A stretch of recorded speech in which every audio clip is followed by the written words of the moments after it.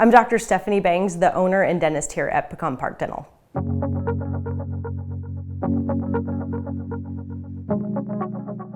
I've had several parents come to me because their child is suffering. So let's think a child, usually less than 12 is what I'm dealing with.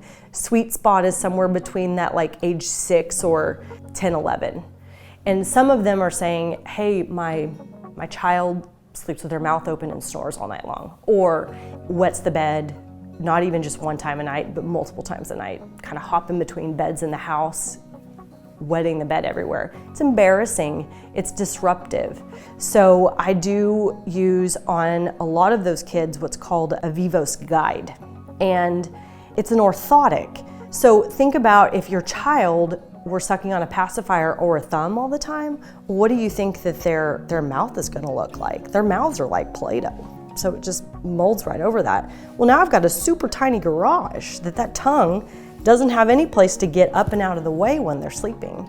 And so those kids will be mouth breathers, they'll have chronic allergies, they'll be waking up all the time during the night, they'll have difficulty falling asleep, they may be wetting the bed, they're probably having behavioral issues at school and at home.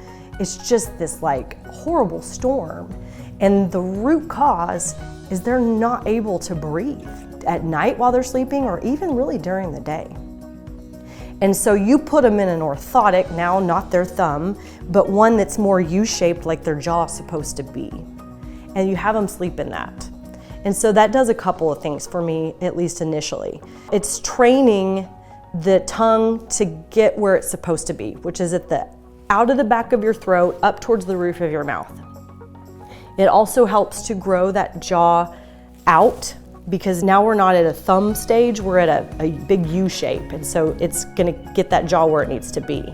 It also helps to create a little bit of height in the teeth, which also helps to get that tongue up and out of the way. So often I'll put a patient in that's dealing with many of the symptoms I mentioned before, and kids aren't wetting beds anymore. I've had parents call me and say, hey, teachers have actually reached out to me and asked me what I've done differently medication-wise for my child because they were having behavior issues. We didn't do anything. We helped them sleep at night.